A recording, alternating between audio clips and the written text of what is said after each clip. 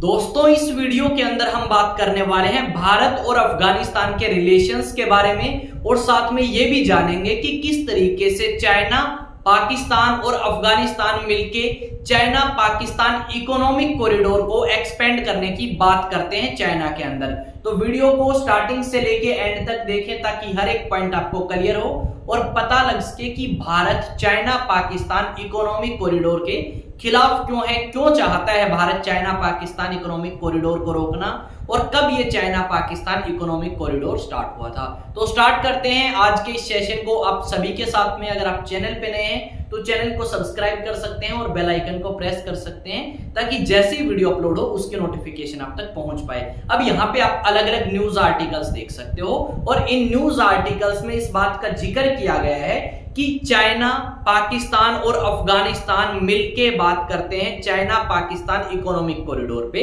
तो सबसे पहले इसी चीज को समझते हैं। जैसा कि आप सभी को पता है चाइना ने 2013 के अंदर belt and road initiative start किया और इसी बेल्ट एंड रोड इनिशिएटिव के तहत चाइना ने एक समझौता किया किसके साथ, पाकिस्तान के साथ। और पाकिस्तान के साथ जब समझौता किया तो उसमें यह कहा गया कि चाइना से लेके पाकिस्तान तक आपका रोड जो है वो बनाया जाएगा और चाइना पाकिस्तान मिलके China Pakistan economic corridor develop करेंगे। और इस इकोनॉमिक कॉरिडोर के अंदर बहुत सारे कंस्ट्रक्शन वर्क्स जो हैं वो चाइना करेगा पाकिस्तान में जाके, जैसे कि वहां पे रेलवे लाइन का एक्सपेंशन करना, रोड्स बनाना, ब्रिजेस बनाना, पावर जनरेशन के लिए कुछ चीजें जो हैं वो डेवलप करना, इस तरीके की चीजें जो हैं वो आपका करेगा कौन, चाइना पाकिस्तान में। क्योंकि पाकिस्तान का इतना बजट नहीं है कि वो अपना इंफ्रा इंप्रूव कर पाए। तो इसी चीज को ध्यान में रखते हुए चाइना ने अलॉट किए थे $46 बिलियन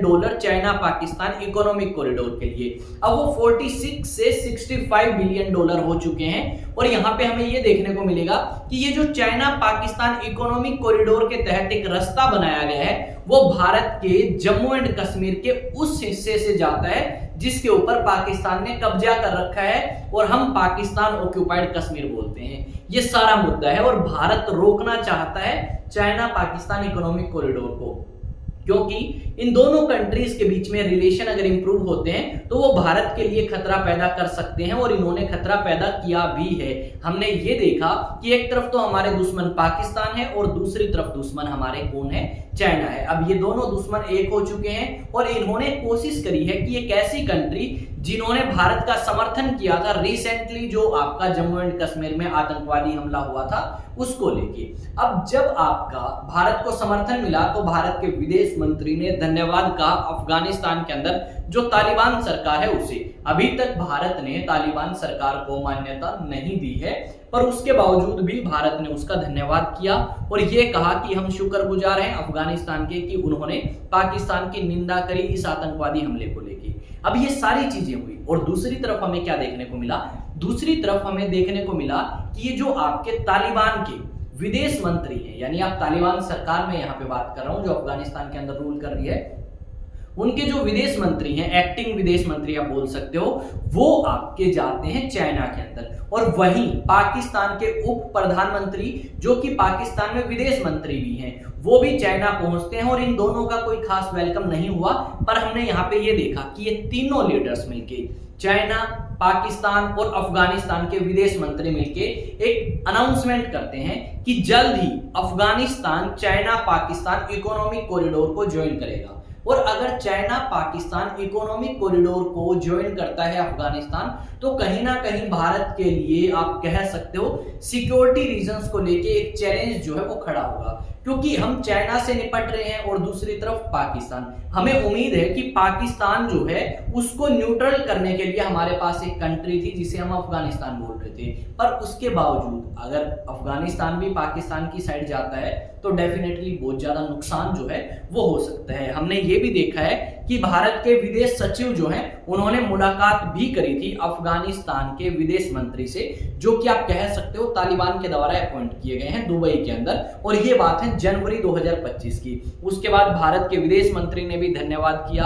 और हमें ये पता है कि तालिबान को लगभग 3.5 से 4 साल हो चुके हैं पावर में, ये आए थे आपके 2021 में। उस समय से लेके अब तक इसको मान्यता नहीं दी गई है एज ए अफगानिस्तान गवर्नमेंट। और इनके साथ हमारे रिलेशंस ठीक ठाक हैं और ये चाहते भी हैं। और भारत ने बहुत सारे काम किए हैं अफगानिस्तान में, जैसे हॉस्पिटल्स को लेके, जैसे इंफ्रा को लेके, जैसे स्कूलिंग को लेके भारत ने बहुत पैसा इन्वेस्ट किया है। और अगर कहीं ना कहीं जिस तरीके से बांग्लादेश भारत के हाथों से निकला मोहम्मद यूनुस के पावर में आने के बाद, अगर उसी तरीके से अफगानिस्तान भी भारत के हाथों से निकल जाता है तो कहीं ना कहीं भारत के विदेश मंत्री के सामने सवाल खड़े होते हैं कि उनकी जो विदेश नीति है, जो विदेश नीति के ऊपर वो काम करना चाहते हैं, वो कहीं ना कहीं कामयाब नहीं हुई और वो फेल होती हुई हमें नजर आएगी। हमने ये देखा कि भारत के बहुत सारे पड़ोसी देश जो हैं वो भारत से दूर गए विदेश मंत्री डॉक्टर एस जयशंकर के आने के बाद, जिसको हम काफी अच्छा विदेश मंत्री मानते हैं और काफी इंटेलिजेंट कह सकते हो, बोल्ड स्टेटमेंट्स आती हैं उनकी,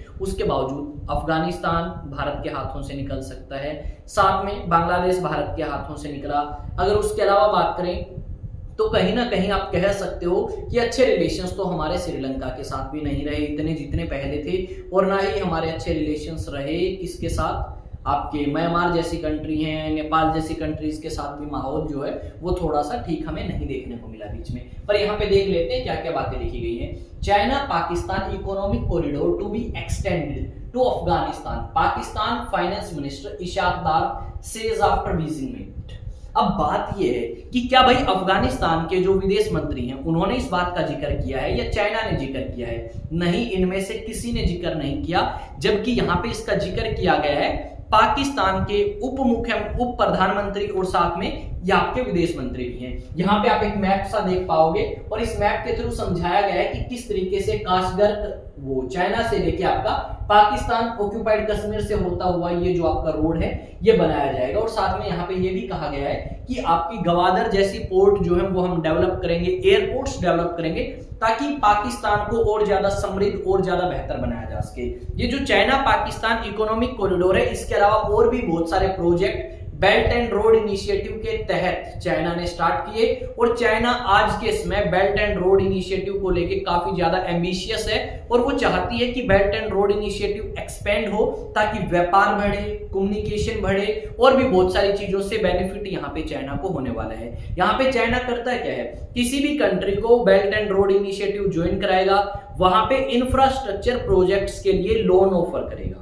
अब वो लोन ऑफर करने के बाद चाइना क्या कहेगा कि हमारे ही वर्कर्स आके आपकी कंट्री में काम करेंगे और वो जो वर्कर्स हैं वो पैसा वापस से कमा के चाइना के अंदर ले आएंगे। यानी चाइना ने अपने पैसे लोन पे भी दे दिए और अपने लोगों को काम भी दे दिया। काम करने के बाद अपने ही देश में वो पैसे ले आएंगे। यानी आप कह सकते हो कि चाइना को यहाँ पे डबल बेनिफिट हमें देखने को मिलेगा। हमने ये भी देखा था कि जब China Pakistan economic corridor develop किया गया पाकिस्तान में, तो बहुत सारे लोगों ने विरोध किया, खास करके बलूचिस्तान राज्य के लोगों ने विरोध किया, जो कि पाकिस्तान का सबसे बड़ा राज्य है। बलूचिस्तान के लोगों का मानना है कि चाइना और पाकिस्तान दोनों मिलकर बलूचिस्तान राज्य के रिसोर्सेज का फायदा उठाना चाहते हैं, बलूचिस्तान राज्य को लूटना चाहते हैं। इस तरीके की खबरें हमें बहुत बार देखने को मिली। और साथ में हमने ये भी देखा कि जब आपके बलूचिस्तान राज्य के लोगों को इस तरीके की बातें लगी तो उन्होंने चाइनीज वर्कर्स को टारगेट किया। अब जब चाइनीज वर्कर्स को टारगेट किया गया बलूचिस्तान के अंदर,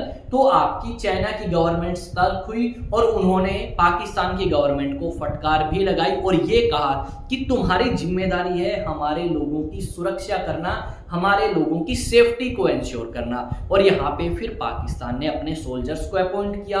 उसके बाद क्या हुआ, उसके बाद आपके बलूचिस्तान लिबरेशन आर्मी या बलूच लिबरेशन आर्मी ने पाकिस्तानी सोल्जर्स को अटैक किया और यहाँ पे काफी ज्यादा नुकसान पहुंचाने की कोशिश जो है वो आपकी पाकिस्तान की आर्मी को भी करी गई। हमने यहाँ पे ये भी देखा कि बलूचिस्तान ने अपने आप को इंडिपेंडेंट डिक्लेयर भी कर दिया है। वो बात अलग है, अभी किसी भी कंट्री ने मान्यता नहीं दी बलूचिस्तान एज ए कंट्री, ठीक है। ये चीज हमें यहाँ पे देखने को मिलेगी। साथ में अगर हम बात करें तो हमें ये भी देखने को मिलेगा कि ये जो पाकिस्तान और चाइना इकोनॉमिक कॉरिडोर डेवलप किया गया है, डेफिनेटली इससे कोई खास ज्यादा फायदा नहीं होगा, क्योंकि श्रीलंका को भी फायदा नहीं हुआ। और भी बहुत सारी कंट्रीज हैं जिनको चाइना पाकिस्तान इकोनॉमिक कॉरिडोर के अलावा बाकी कंट्रीज में प्रोजेक्ट चलाए बेल्ट एंड रोड इनिशिएटिव के तहत, उनको भी कोई खास फायदा नहीं हुआ। और यहाँ पे जो पाकिस्तान है इसके हालात भी काफी खराब हुए, क्योंकि पाकिस्तान ने वो पैसा जो लोन पे लिया था, जो 2015 में आपका ये प्रोजेक्ट स्टार्ट किया गया पाकिस्तान में, वो लोन ये पे ही नहीं कर पा रहे वापिस। और लोन ना पे करने के कारण आपका चाइना जो है वो किसी ना किसी तरीके से पाकिस्तान को फंसा लेगा। और चाइना क्या कर सकता है, पाकिस्तान के किसी बड़े हिस्से के ऊपर क्लेम भी कर सकता है कि आप लोन नहीं दे पा रहे तो आप हमें ये एयरपोर्ट दो या फिर आप हमें ये पोर्ट दो। इस तरीके की डिमांड जो है वो आने वाले समय में चाइना रख सकता है।